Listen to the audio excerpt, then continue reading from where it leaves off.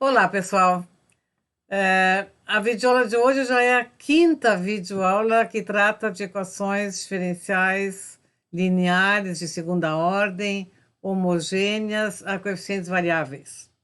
Então, antes de começar essa videoaula que vai tratar da equação de Bessel, eu acho que é interessante a gente se situar, né, nessas cinco videoaulas que tratam de equações parecidas, no sentido de que são todas com coeficientes variáveis. Então, o que a gente fez? Vamos relembrar as várias videoaulas que nós fizemos desde a 19.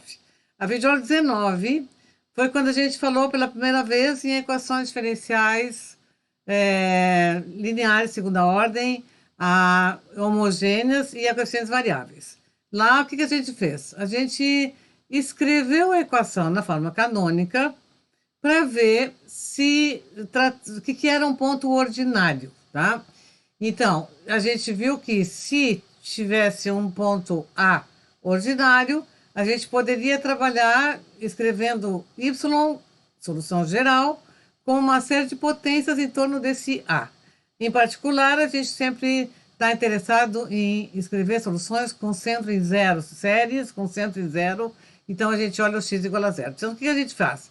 Escreve a equação na forma canônica, fica na frente da derivada de segunda ordem, fica só o número 1, né?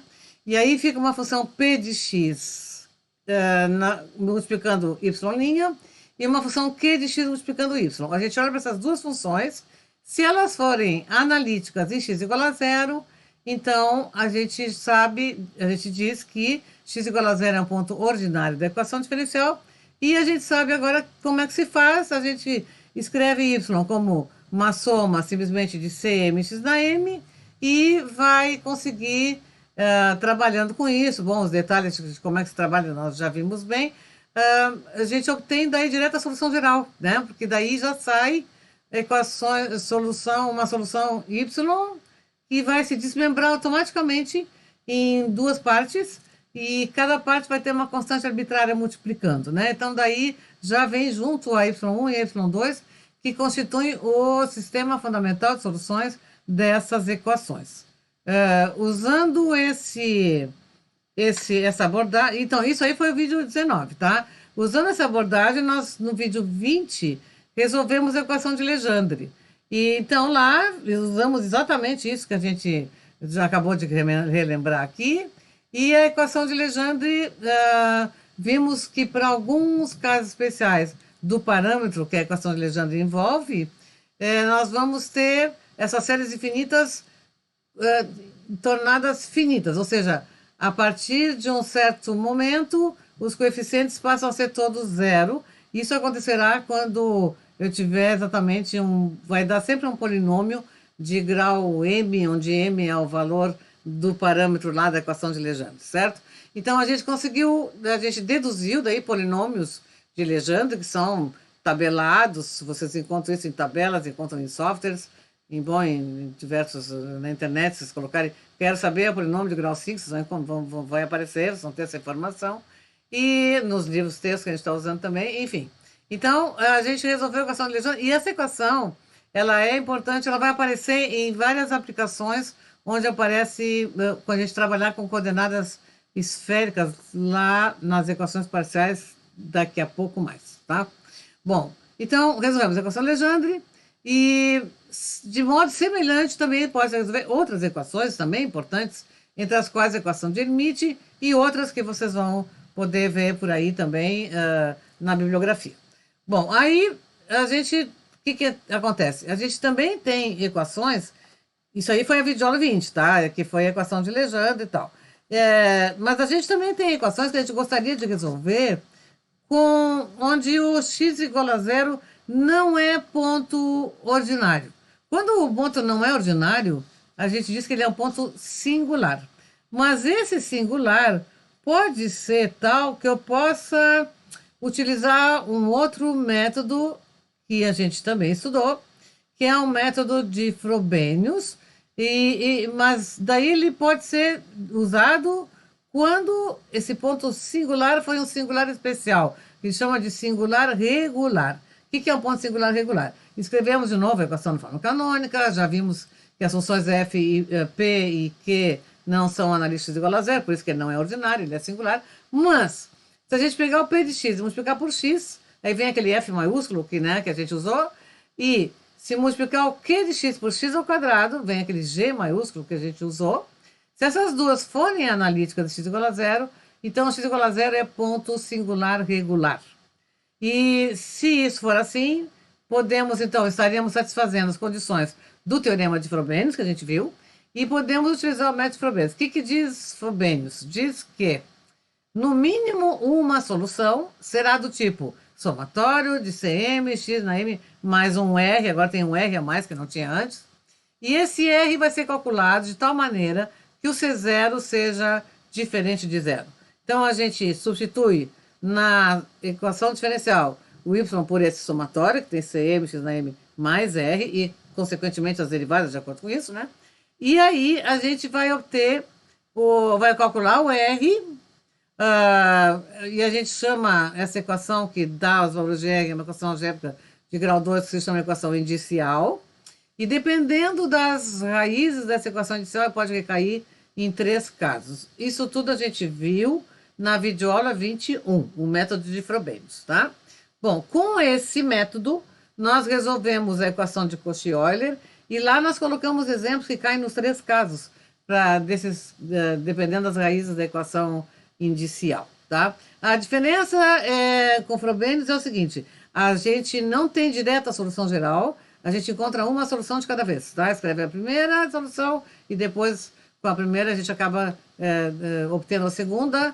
Quando for um formato diferente dessas séries, a gente vai usar aquele método que a gente já aprendeu, né? O método de D'Alembert, que a gente usa uma das soluções para calcular a segunda solução linearmente independente da primeira, né? Bom, isso é o método então, de Frobenius. Com ele nós resolvemos na videoaula 22 a equação de Cauchy-Euler e agora então nós vamos resolver com esse método a equação de Bessel, ok? Então, devidamente situados, vamos lá.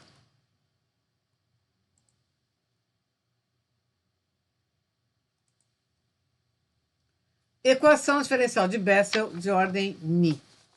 Ni vai ser um parâmetro, assim como a equação de Legendre tinha, agora aqui também tem um outro parâmetro, que é esse Ni que vai aparecer na equação de Bessel. Bom,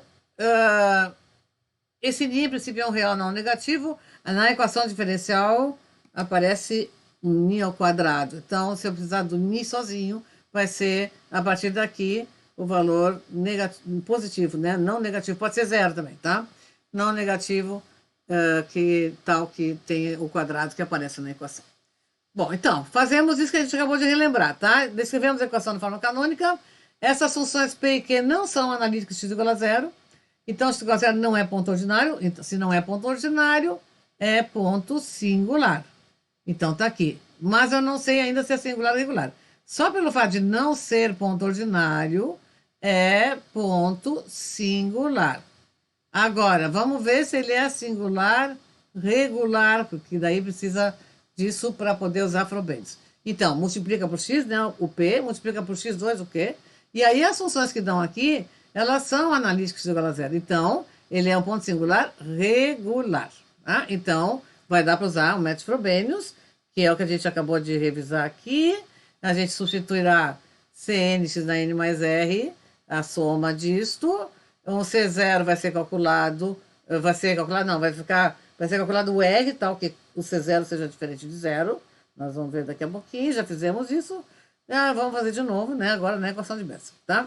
Bom, então tá aqui, ó. Substitui o Y, substitui a derivada primeira, substitui a derivada segunda, bem como a gente já fez no na videoaula anterior e antes dessa ainda, né? Aqui estão tudo substituído. E qual é o próximo passo? Em geral, a gente, nesse momento, iguala os expoentes aqui, né? A gente quer que todos fiquem com o mesmo expoente. No nosso caso aqui, eu tenho 3 delas iguais já. Eu trocaria essa, né? Que seria o mais simples. Mas eu posso também, agora, de querer saber qual é a equação inicial. Querer saber qual dos 3 casos eu vou cair, né? E até porque, se eu cair no primeiro caso, ok, daí eu vou ter 2 soluções no mesmo formato de série de potências. Mas se não, eu vou calcular só uma no formato de série de potências e a outra vai ser, como eu falei antes, o método D'Alembert. Substitui o y1 vezes uma u de x, é isso que a gente quer. Então, aí a gente colocaria já na solução o próprio R único que vai levar uma série de potências direto, né? Então, vamos ver. Quero saber qual é a nossa equação inicial. O que eu faço? Eu sei que ela vem quando igualar a zero a soma dos coeficientes da menor potência de x. Então, olha, que potências que eu tenho? Aqui eu tenho x na R, quando n for zero, depois eu tenho x na R mais 1, quando n for igual a 1, etc. Né? A mesma coisa aqui, na segunda soma. Na terceira, já começa com, quando n for igual a zero, começa com x na R mais 2, né? Aí depois vem o outro termo, quando for n igual a 1, vai ser x na R mais 3. E aí é isso que eu tenho, tá? Diferente das outras, esta e esta, todas começam com um termo com x na 0, mais R, então fica x na R, mais aqui x na R mais 1, e só depois que vem o x na R mais 2, etc, né? Ou seja, o que eu quero mostrar para vocês é o seguinte, só a partir do x na R mais 2, que todas elas vão entrar colaborar se eu quiser juntar os termos em x na R mais 2. Mas antes disso, vem termos com x na R e com x na R menos mais 1, que só saem destas três somas, da primeira, da segunda e da última, não da terceira. Então, se eu quero a menor, eu quero o x na R, tá? Então, eu quero a parte que tem x na R aonde? Nessa aqui que eu quero pegar. Daqui também vou pegar o x na R, daqui também vou pegar o x na R, daqui não tem, tá? Então, desta e desta, vamos isolar o que tem x na R, ok? Muito bem, então vamos lá. Da primeira soma, o que vai dar x na R? Quando n for igual a zero, R menos 1, C0, que é esse que eu tenho aqui, ó. Tá? Então, esse aqui é da primeira soma. Depois, da segunda soma, R, quando n for igual a zero, RC0, que é este aqui, RC0. Da terceira, não tem, que começa com x na R mais 2. Da quarta soma, vai ter menos n ao quadrado C0, ok? Então, eu estou aqui escrevendo as contribuições que eu obtenho dos termos que tem x na R. Tá claro? Então, esse veio daqui, esse veio daqui e este veio lá da última. Aqui veio esse, tá? Bom, muito bem. Agora eu sempre vou poder colocar em evidência o C0. Colocado em evidência o C0 aqui. Ficou R ao quadrado menos R mais R. Eu já cancelei o menos R com mais R.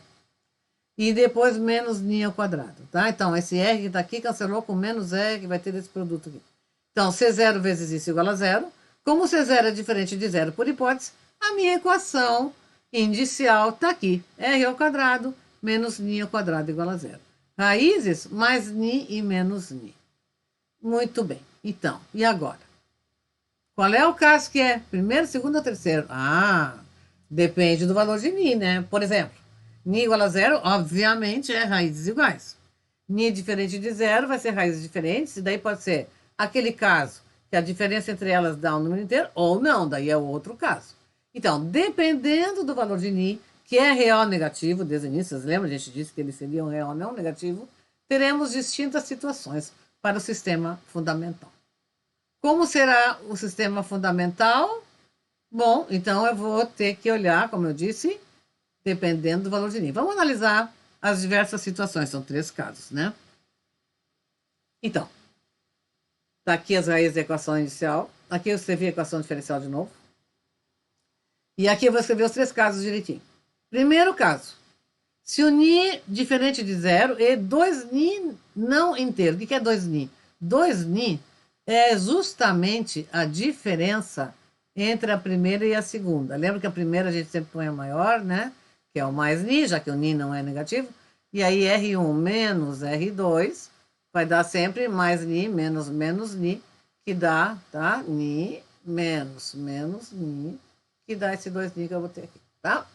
Então, se o 2ni não for inteiro, a primeira solução vai ser na forma de série de potências com a primeira raiz, e a segunda também vai ser forma de série de potências, e aí lembram, a gente trocava o nome aqui das para representar as constantes, os coeficientes que sobram, porque não são os mesmos da outra solução. Muito bem. Segundo caso, ni não é zero, mas a diferença entre elas, que esse 2ni, que é o mesmo 2ni que estava lá em cima, só que agora esse 2ni pertence aos inteiros, tá? Isso aqui é o mesmo daqui. Pertence aos inteiros. Então, o que a gente faz? A primeira solução tem esse formato, e a segunda, o método d'Alembert, que é escrever y2 igual a u vezes y1 e calcular o u de x, porque y1 já é conhecido. E o terceiro caso, que é óbvio, né? Que quando ni for igual a zero, as duas raízes vão ser iguais, e aí vai ser, essa é a primeira solução, e a segunda, de novo, né? Calcula u de x.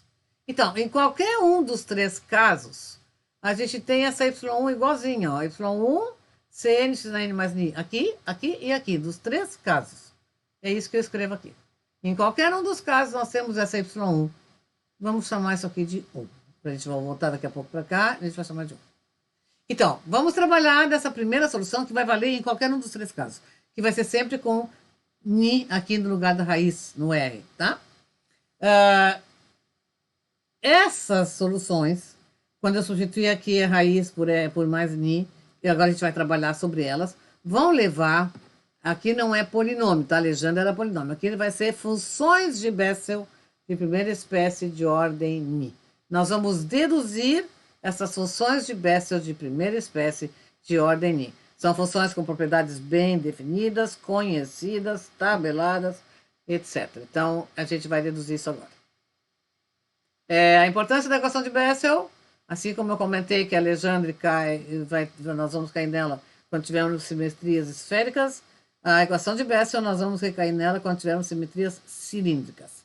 Então, também é importante que a gente saiba trabalhar com ela. Muito bem. Bom, agora eu vou fazer o seguinte. Eu copiei de novo aqui exatamente onde a gente parou antes de calcular a equação inicial, tá? Se vocês olharem aqui para cima rapidinho, o que está lá embaixo copiado é essa expressão aqui, ó. Isso aqui foi que eu copiei lá de novo para não voltar para cá. Então, é isso que nós temos aqui, tá? Aqui. E, como eu quero calcular direto a y1, eu vou logo substituir o r por mais ni, tá? Então, o r está aqui substituído por mais ni. Aqui, daqui para cá, eu substituí o r, tá? Substituindo o r. Então, onde tem ni, veio do r, ok? Muito bem. Agora, aqui eu fiz o seguinte. A próxima etapa seria, de novo, igualar os expoentes. Mas, também já comentamos isso em aula anterior, como a gente já tem três que são iguais entre si, para que eu vou ficar carregando 4 somas, né? Eu posso colocar já em 2 imediato, né? Depois eu vou mudar para ficar iguais todas. Mas, nesse momento, eu já posso juntar essas 3 que eu tenho aqui. Esta e essa última estão aqui. N mais ni menos 1. Da segunda, N mais ni. Da última, menos ni2. Isso multiplica CNx da N mais ni. E a outra soma, que é essa aqui, que era a única diferente das outras, é a que está aqui separadinha. Aqui, tá? O resto veio das outras. Muito bem. E agora aqui a gente pode ainda fazer uma continha, né? Também já mostrei para vocês que a gente faz assim. N mais ni multiplica por N mais ni. Dá N mais ni ao quadrado, que é o que está aqui. Depois tem N mais ni vezes menos 1, que vai dar menos N mais ni, que cancelei com esse mais N mais ni. Por isso que depois aqui sobrou só menos ni ao quadrado. Então, sobrou só isso que está aqui em azul. E ainda mais. Podemos elevar ao quadrado, fazer esse quadrado, vai dar N ao quadrado, mais 2ni vezes N, mais ni ao quadrado, que eu já cancelei com esse menos ni ao quadrado. Então, só sobrou isso daqui. N ao quadrado mais 2ni vezes N. E ainda, posso colocar em evidência o N, fica N que multiplica N mais 2ni. Tá? Então, as 3 somas aqui vão ficar reduzidas a esta primeira. E aqui onde tem multiplicando esse colchete todo, fica só isso daqui. N que multiplica N mais 2ni. E ainda tem aquela soma lá e ficou separado. Então, é isso que eu tenho aqui embaixo, ó. Tá aqui, tá? Então, esse aqui, este aqui, n que multiplica n mais 2ni, cn, xn mais ni, tá? Então, eu só reescrevi para ficar mais limpo, né? Para carregar menos, não ter que copiar menos somas. Bom, e agora sim, a gente vai fazer, o que a gente já sabe, igualar os expoentes, de tal maneira que os dois fiquem iguais. Então, os dois têm que ficar iguais, eu aqui vou mudar n mais ni mais 2, vou passar para igual ao outro, o outro é n', então, mais ni, que é os que eu coloquei aqui. Depois aqui eu cancelo os ni's, vai ficar n igual a n' menos 2, que é o que eu faço aqui. Então, essa soma ficou essa que eu tenho aqui. Aqui eu tinha n igual a 0, vai ficar n' menos 2 igual a 0, n' igual a 2. Depois, o c vai ficar n' menos 2. E aqui em cima, n' menos 2 mais ni mais 2, que dá n' mais ni. E depois você já sabe que eu posso simplesmente tirar essas linhas, né? Então, já estão os dois com o mesmo expoente. Mas, agora eu tenho uma começando em 0 e a outra começando em 2. O que a gente já faz? Você já sabe tudo isso? A gente vai tirar fora dessa soma o termo para n igual a 0, que está aqui. O termo para n igual a 1, que está aqui. E vai sobrar uma soma de 2 em diante, que está aqui na primeira parte, que é esse daqui, ó. Isso aqui tudo veio dali, tá? E a última, a segunda tá aqui, mais cn menos 2, tá claro? Bom, aqui, deixa eu só mostrar, aqui com n igual a 0 vai ficar 0, eu poderia ter escrito ainda mais, 0 vezes c0, esse 0 aqui vem do quê? Vem de 0 vezes c0, né, aqui, tá? E aí depois, eu poderia ainda colocar 0, bom, poderia botar ainda do lado aqui, vezes 0 mais 2ni, né, ok? C0x na n mais ni, quando ni dá x na ni, tá? Então, é 0 vezes, se quiser ainda posso botar aqui mais vezes 2ni aqui dentro, né? Aqui, certo? 2ni multiplicando. Bom, o que acontece aqui, tá? Por que esse 0? Isso eu queria ver com vocês. Por que esse 0? Como é que saiu um 0 daí, né? Nós não tínhamos escrito todas as somas de tal maneira que não tinha 0, né? A resposta, espero que vocês tenham se dado conta já, vou dar agora aqui a resposta, vai aparecer 0 porque eu já estou substituindo R por uma das raízes da equação inicial. Tá? Então, se eu já estou substituindo por uma das raízes da equação inicial, justamente aquele valor que anulava aquele colchete que multiplicava o C0 inicialmente, certo? Então, quando eu já substituí, só pode dar 0 mesmo, tá? Então, se eu já estou substituindo uma das raízes da equação inicial, a primeira parte, o primeiro termo, né, que vai ter aqui, vai ser o termo que multiplicaria o C0, daqui o C0, né? E aí aqui na frente é o colchete aquele que vai dar 0, obviamente, porque eu estou substituindo uma raiz da equação inicial, tá? Então, essa é a explicação. Bom, se não tivesse substituído, aqui eu ia ter a equação inicial repetida aqui, né? Vezes C0 igual a 0. Muito bem, dada essa explicação, aqui eu tenho agora, então, essas duas equações para trabalhar. A primeira é 1 mais 2ni vezes C1 igual a 0. Daqui eu concluo que C1 é 0. Por quê? Porque isso aqui nunca vai ser 0, né? O ni nunca vai ser, nosso ni não é, menos 1/2 para poder zerar isso daqui. Isso aqui vai ser sempre diferente de 0 para um ni real não negativo, né? E sobra aqui para n de 2 em diante, porque o nosso somatório começa em 2, então é esse 2 que vai aqui. N que multiplica n mais 2ni, Cn mais Cn menos 2 igual a 0. Então, daqui eu isolo o Cn em função do Cn menos 2.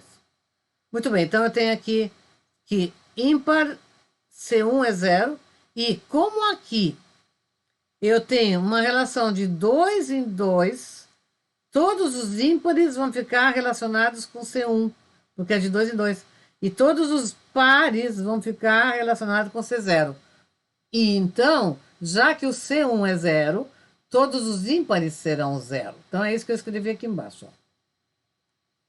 A nossa solução seria isso daqui, é isso daqui. Só que aqui dentro eu tenho vários que são nulos. C1, C3, C5, todos nulos. Ou seja, eu posso aqui manter apenas os não nulos, escrevendo isso que eu chamei de 4 aqui. Eu escrevo aqui coeficientes com índice par, onde tem n, eu botei 2n, n começando em 0, depois quando n for 1 vai dar C2, n for 2 vai dar C4, quando eu faço assim eu fiquei só com os pares, e aqui onde tem n, que tinha n também aqui no expoente, esse n também vem ser 2n, certo? Então aqui eu tenho só os pares. E a relação de recorrentes dos coeficientes também eu posso pegar daqui, essa aqui valia para n de 2 em diante, então se eu quiser uma relação para ser 2n, o n começará em 1, né? Porque antes aqui começava em 2, certo? 2n, então n começa em 1. E aí a relação de recorrência eu pego daqui, substituindo n por 2n, ficou C2n, aqui 2n menos 2, tá? Então é daqui com n substituído por 2n, de 3, como eu escrevi aqui, tá? E então aqui onde tem n também no denominador, substituído por 2n, aqui também 2n, acabo podendo colocar em evidência um 2 aqui nesse parênteses e dar essa relação que eu tenho aqui para os coeficientes, aqui só vou tratar dos pares. Quando n for igual a 1, vai dar C2 em função do C0, que é que eu fiz aqui. Quando n for igual a 2, vai dar C4 em função do C2, mas o C2 é em função do C0, então tá ali. Quando n for igual a 3, C6 em função do C4, C4 já é função do C0. Acaba dando C6 em função do C0 e assim por diante. A gente pode generalizar, olhando para essas expressões, a gente vê que essa equação 5 reproduz os que eu tenho em cima, se vocês quiserem pode calcular outros para se convencer. Todos eles encaixam nesse formato aqui. Menos 1 na n é fácil de ver de onde que vem, é porque sempre que o n aqui na frente for ímpar, deu negativo, né? N igual a 1, n igual a 3. E quando for par, deu positivo, certo? Então, é porque tem aqui o menos 1 na n, o C0. Depois, embaixo, é fácil de ver. Eu tenho sempre uma potência do tipo 2n aqui no expoente do 2. Um fatorial sempre do próprio n. E depois aqui, parênteses multiplicando, que vem 1 mais ni, 2 mais ni, 3 mais ni. Sempre para no n mais ni, tá? Então, isso aí é todos os coeficientes. Então, a minha primeira solução tá pronta, né? É só pegar agora esse C2n, colocar nessa equação 4 aqui. É isso que eu tenho que fazer, pegar esse C2n e colocar lá na 4, né? E aí eu já vou ter a minha solução y1. Só que agora eu coloco lá, aqui, certo? E aí eu vou ter já a minha y1. Muito bem, mas só o que vai acontecer daí? Vai ficar um C0 arbitrário. E aí, de novo, já vimos isso em Legendre, tá? Quando a gente quer obter soluções que são conhecidas, tabeladas, etc, etc, a gente precisa dar um valor específico para essa constante arbitrária. Já fizemos isso em Legendre, vamos fazer aqui também agora na equação de Bessel. O valor específico dado para C0 para obter as funções de Bessel tabeladas é isso aqui. Para obter as funções de Bessel de primeira espécie, que a gente chama de ordem Ni, que se escreve Jni, é esse o C0. E aí o C0 vem com uma coisa que vocês, imagino eu, que vocês não conheçam, né? 1 sobre 2 na Ni, até aí tudo bem, tá? O Ni é o parâmetro lá da equação diferencial, mas aqui aparece isso aqui, ó, função gama de 1 mais Ni. O que é isso? Então, agora a gente vai abrir um parênteses, tá? Para trabalhar um pouco com essa função gama para vocês. Vou apresentar a função gama para vocês. Aí depois que eu apresentei a função gama, vocês já entenderam o que é o C0. Aí colocamos o C0 aqui e escrevemos, então, lá da Y1, já estaremos obtendo as Jnis tabeladas, tá? Então, vamos lá.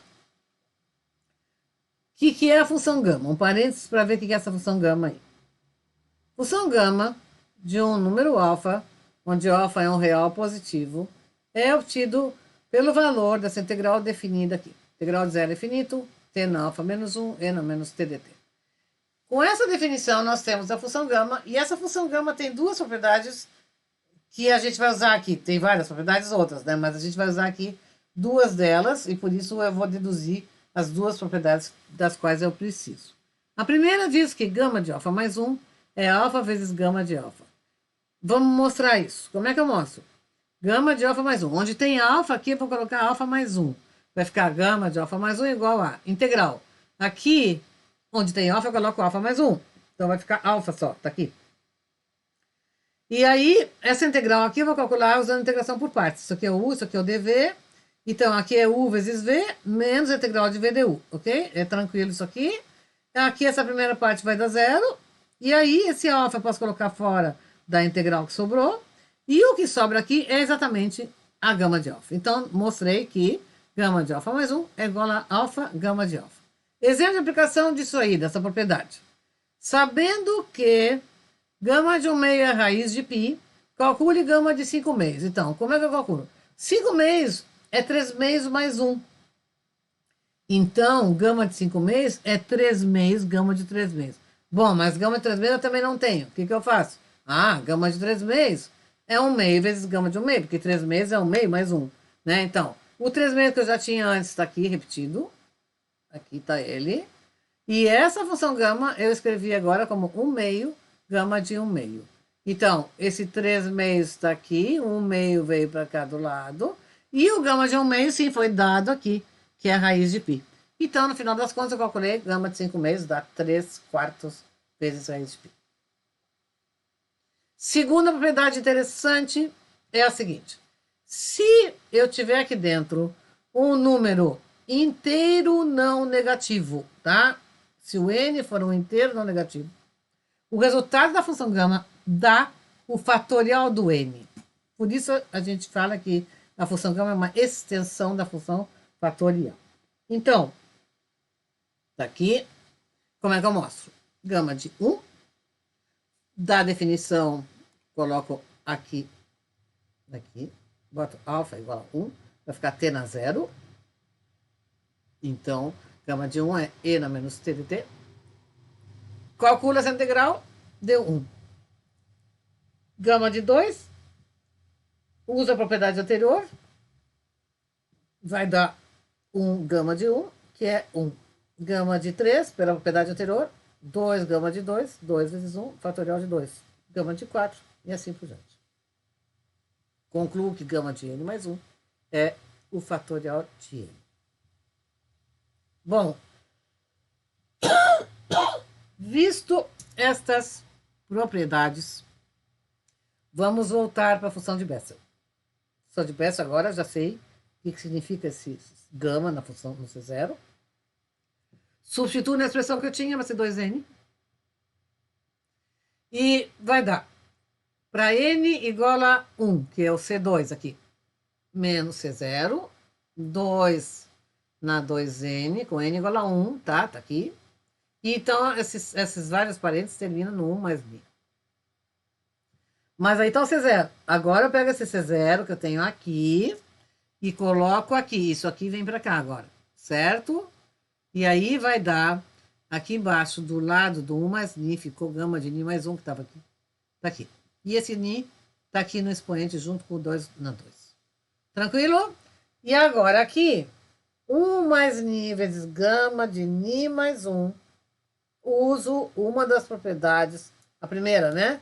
Que a gente deduziu aí em cima, para dizer que esse produto é gama de n mais 2. Porque alfa gama de alfa é gama de alfa mais 1. Então, 1 mais n vezes gama de n mais 1 é gama de n mais 2. Muito bem, então esse é o C2 agora aqui, tá? Aqui. Mesma coisa, agora n igual a 2. Vai dar C4 em função do C0. Coloco o C0 aqui. E aí, de novo, faz a mesma coisa, tá? Introduzir esse C0. E, bom, aí aqui, como eu já tinha um N mais 2, esse 2 mais N vai ficar do lado do gama de N mais 2. Então, esse produto da gama de N mais 3 está aqui. Mesma coisa aqui no C6. Bom, eu acho que isso aqui é fácil de vocês acompanharem. Estou usando, tá tudo bem explicadinho aqui, detalhado. Então, eu consigo escrever agora esses resultados aqui generalizados para essa expressão de C2N, onde eu não tenho mais C0 aqui, né? O C0 já foi substituído, tá?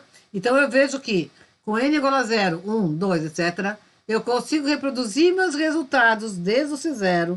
Todos esses aqui estão aqui. Vamos pegar qualquer um deles, né? Sei lá, C4, por exemplo, né? Vamos pegar o C4. Bota aqui N igual a 2. Então, eu venho aqui, tem que dar isso, ó. C4. menos 1 na 2, 2 na 4 mais Ni, fatorial de 2, gama de 2, o Ni tá aqui, o N é 2, mais 1 que dá 3, né? Então, Ni mais 3, que é isso aqui, tá? Então, eu consegui mostrar o C4 a partir dali, me deu esse resultado, tá? Bom, e assim, agora temos Jni. Então, vamos lá. Resumindo rapidamente. A solução era esta. Concluímos que os ímpares eram 0, ficamos só com os pares, está aqui. Escrevemos a expressão para os pares. Depois, ficamos tudo em função do C0, né? Aí, substituímos o C0 pelo valor específico, que é esse aqui. E conseguimos escrever todos os C2Ns. E agora, tudo substituído, nos deu aqui a expressão do Jni, que está aqui. Tá? Então, essa é a expressão do Jni. E aqui eu escrevo um outro formato. Como a gente tem x na 2 mais na 2n mais n, e aqui também 2 na 2n mais n, eu posso colocar esses dois juntos aqui. Esses dois estão aqui nessa fração, tá? Então, ficou x sobre 2 na 2n mais n. Muito bem. Aqui eu tenho gráficos. Esses gráficos também estão conhecidos, tabelados, estão em tabelas, estão em softwares, mas eu aqui reproduzi. Função besta de ordem 0, de ordem 1, de ordem 2, de ordem 3, bom, e aí vai. Tem algumas coisas interessantes a gente observar. Se, então, eu tiver um índice inteiro, eu posso observar o seguinte. Jm de menos x igual a menos 1 na m de Jm de x. O que significa isso, tá? Quando o m é par, está dizendo que Jm de menos x é igual a Jm de x. Então, o que eu estou dizendo? Que quando m é par, a Jm é uma função par. Dá para ver aqui nos gráficos que eu fiz. E também dá para ver da expressão, tá? Depois você pode olhar da expressão. Mas os gráficos dá para ver que essa é uma função par, a B, J0. A J2 também é uma função par. Então, fechou. E se o M for ímpar, isso aqui vai dar menos 1. Então, está dizendo que a função de Bessel, quando M é ímpar, é uma função ímpar. Dá para ver aqui? Sim. Aqui no J1, essa é uma função ímpar no gráfico. E no J3 também eu tenho aqui uma função ímpar. Então, sim, dá para ver. Outra coisa que dá para ver. Todos os polinômios, exceto o J0, todos eles, quando x é igual a 0, dá 0, tá? O único que não dá 0 é quando m é 0, que daí esse é igual a 1. Também dá para olhar para a expressão, depois vocês olham lá da expressão. Uma coisa que é importante, vocês têm aqui um número infinito de raízes. Dá para fazer gráfico com expoente, com maior extensão aqui no eixo x, e aí continua existindo raízes, continua passando pelo eixo. E quanto maior o índice, maior o valor da menor raiz positiva. Isso aí também, raízes positivas é uma coisa que a gente vai usar depois, quando for trabalhar com equações parciais, raízes da Jni. Então, aqui você pode ver, ó, a menor raiz positiva, por exemplo, aqui seria aqui, né? Estou olhando aqui no J3, é bem maior do que a menor raiz positiva do J0, do J1 e assim vai, né? Quanto maior o expoente, no índice, vocês estão vendo aqui, a primeira raiz positiva, ela é maior. É isso que está escrito ali. Bom, aqui estou deixando dois exercícios para vocês fazerem, J1 meio, J menos 1 meio, elas podem ser escritas de forma fechada. É muito simples fazer isso, tá? É só pegar a expressão do Jni que está aqui, essa equação 6, ou a de cima aqui, dá na mesma, e abre alguns termos, coloca em evidência essa raiz quadrada aqui de 2 sobre bx, vai sobrar uma série infinita, e os termos que vão sobrar lá, vocês vão ver que vão ser iguais aos termos da série infinita que representa seno de x, que a gente já viu em algumas aulas anteriores. A mesma coisa aqui com j menos 1 meio, vai sobrar uma série que é a série cosseno, multiplicando essa raiz quadrada que está aí na frente. Tá? Agora, relações de recorrência entre as funções de Bessel, assim como existe entre os polinômios de Legendre, também existe as funções de Bessel. Eu escrevi aqui algumas, tá? Não existe muito mais. Aqui, por exemplo, é uma delas, a número 1 aqui. Um exemplo de aplicação, se eu quiser... dado J1 meio e J menos 1 meio que estão aqui em cima, eu posso calcular o J3 meios fazendo o quê? Substituindo Ni por 1/2. Eu vou ter aqui 1/2 no Ni, depois aqui no Ni mais 1 vai dar 3/2, e no Ni menos 1 vai dar menos 1/2, então eu escrevo essa equação que está aqui, e aí, como eu já conheço J1/2 e J menos 1/2 que estão aqui em cima, eu acabo trabalhando, calculando o J3/2, e aí eu tenho essa expressão aqui. Aqui eu estou escrevendo uma coisa, um resultado que é geral, tá? Todas as funções de Bess com índice semi-inteiro é isso aqui, é número ímpar sobre 2, ou seja, 1/2, 3/2, 5/2, 7/2, isso a gente chama de semi-inteiro, né? Todas elas podem ser escritas em termos de seno e cosseno, muito simples de entender, né? Porque assim aqui eu tenho essa relação de recorrência que me leva de um para o outro, então vocês imaginam que todos vai dar para calcular desse jeito e obter as expressões em termos de seno e cosseno. Bom, aqui embaixo tem mais duas relações de recorrência entre os coeficientes. Também, se precisar provar, é fácil, é só substituir aqui o índice onde tem que ir lá no somatório e tal. E aqui, dessa última, eu estou aqui isolando uma coisa interessante que a gente poderá vir a usar mais tarde, que daqui eu tenho, com Ni igual a zero dessa última, eu tenho que J0', porque o Ni igual a zero desse termo aqui não vai ter, vai ficar J0 Ni igual a menos J1.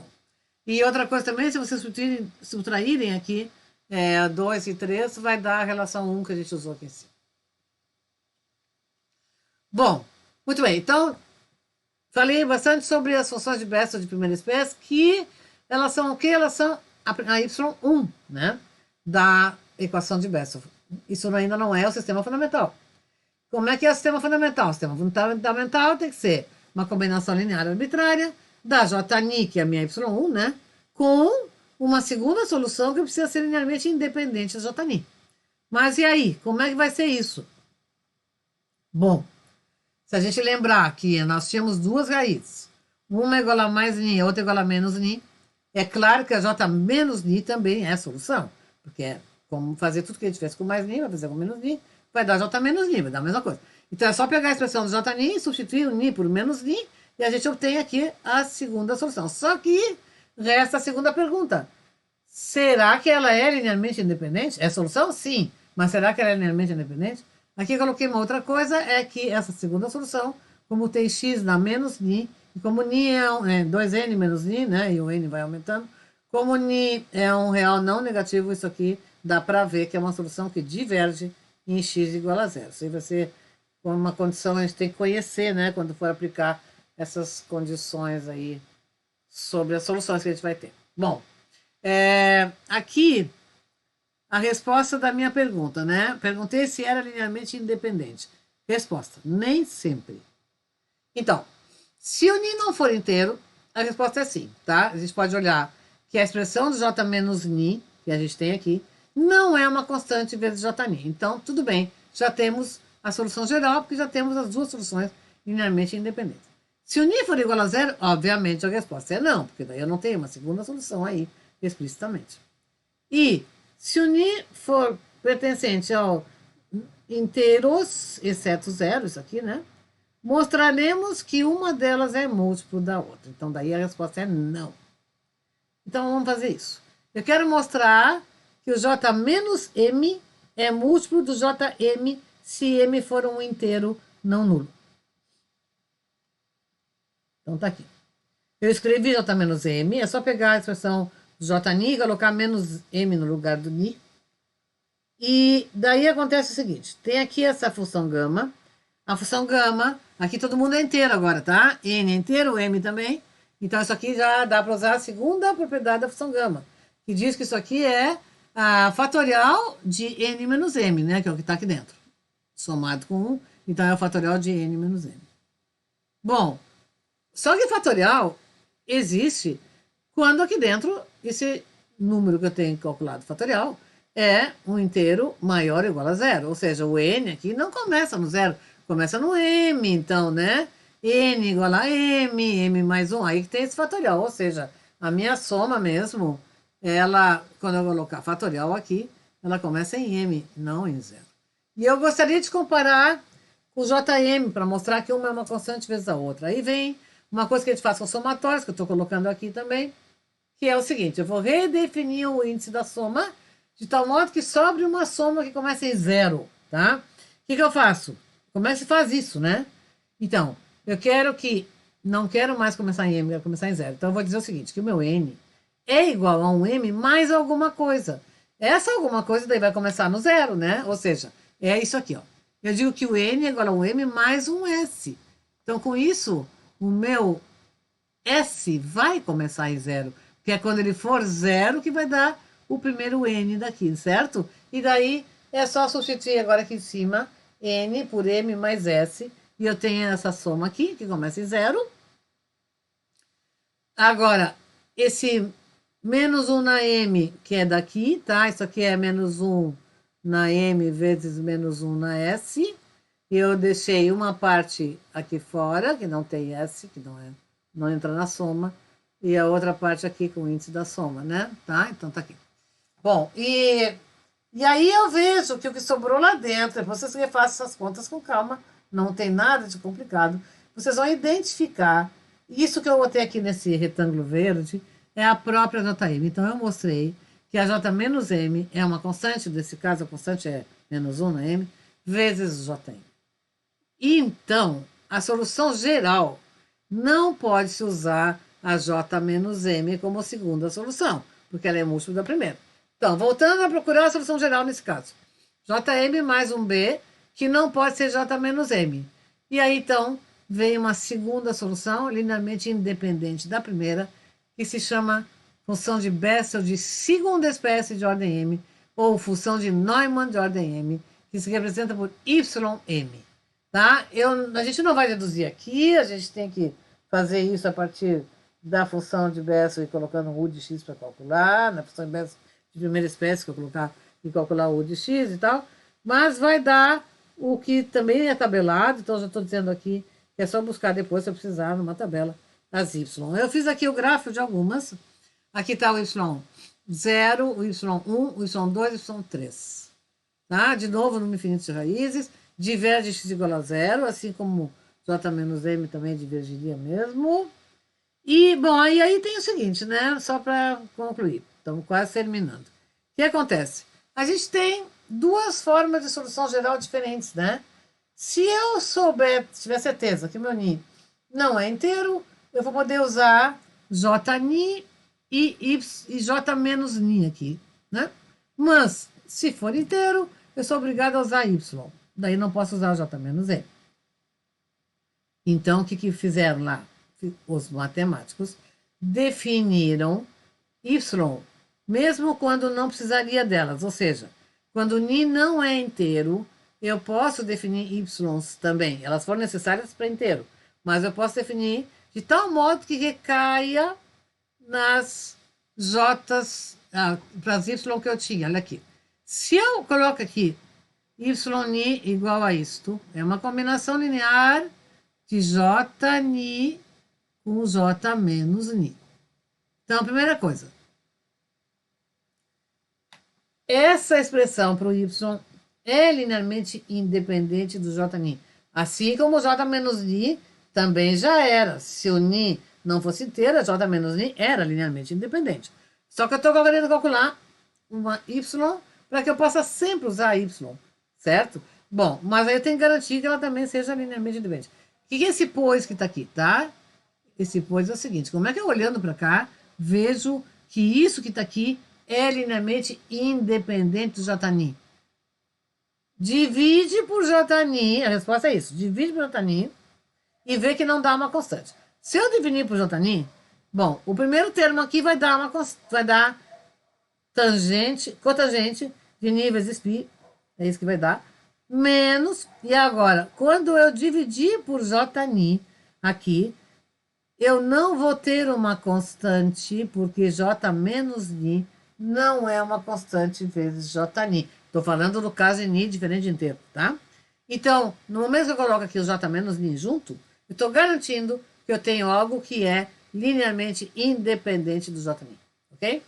Bom, e além disso, elas têm que, eu não posso perder a informação que eu tinha antes, as YM que eu precisei, né? Então, eu preciso que isso aqui também englobe as YN que eu precisava. Então, realmente, fazendo daqui o limite, quando Ni tende a inteiro, veja que quando Ni igual a inteiro, substituir direto em Ni igual a inteiro, teria um problema aqui, né? Porque daí daria aqui embaixo zero no denominador. Mas o limite, quando o NI tende a um inteiro, dá essa expressão toda, dá as YM que foram calculadas aqui, tá? Quando eu tinha YM para calcular. Então, significa o seguinte, tá? Eu posso sempre usar como segunda solução, linearmente independente da primeira, a Y. Vamos dar um exemplo aqui com o número para entender melhor. Se eu tiver uma equação com menos um nono aqui, tá? Menos um nono significa 1/3 ao quadrado, que 1/3 não é inteiro. Então, eu poderia simplesmente escrever J 1/3 e J menos 1/3, ok? Mas agora, como tem Y também para eles, então eu também posso escrever, é outra combinação linear, né? Mas eu também posso escrever J 1/3 com Y 1/3. Vocês podem fazer facilmente o seguinte, substituam o Y 1/3 por essa expressão que estão aqui com Ni igual a 1/3, tá? Vocês vão ver que vai dar alguma coisa vezes J 1/3 e outra coisa com J menos 1/3, é fácil de ver, tá? Ou seja, façam que essa aqui recaia na de cima. São equivalentes. Agora, se aqui tiver uma outra equação de Bessel, com Ni ao quadrado igual a 1, então o Ni é 1, eu não posso usar J menos 1, porque J menos 1 não é linearmente independente do J1. Eu sou obrigado a usar Y1 e é isso e deu. Não tem duas opções aqui, tá? É assim, essa é a conclusão com essas Ys aqui. As relações de recorrência para o que vimos acima valem também para Y. Bom, então, a gente, com isso, terminou de estudar o que eu queria mostrar para vocês sobre a equação de Bessel. O que a gente vai fazer agora, né? Nós, com isso, essa foi a nossa última aula sobre equações diferenciais lineares de segunda ordem homogêneas a coeficientes variáveis. Nós agora vamos passar para outro assunto a partir da próxima aula, nos preparando já para resolver equações parciais. Tá? Então, por isso que no começo eu fiz um exemplo, né? Uma revisão, né? Sobre o que a gente já tinha visto desde o vídeo 19. Igual a equação de Bessel, tem outras equações que também dá para ser resolvido, que se usa o mesmo tipo de conta que a gente fez aqui, tá? A equação de Laguerre, por exemplo, é uma das que dá para resolver fazendo isso que a gente fez aqui. E também existem Laguerre, soluções conhecidas para Laguerre também. Mas para nós a mais importante é a equação de Bessel, por isso que eu apresentei aqui com a equação de Bessel. Bom, gente, então, aqui encerramos as equações lineares de segunda ordem a coeficientes variáveis e homogêneas, né? As não homogêneas a gente já sabe como fazer, independentes de coeficientes. Podemos agora passar para esse outro assunto que nós vamos ver agora daqui a pouco na nossa próxima videoaula, nos preparando para as equações parciais. Então, bom estudo, por hoje é isso.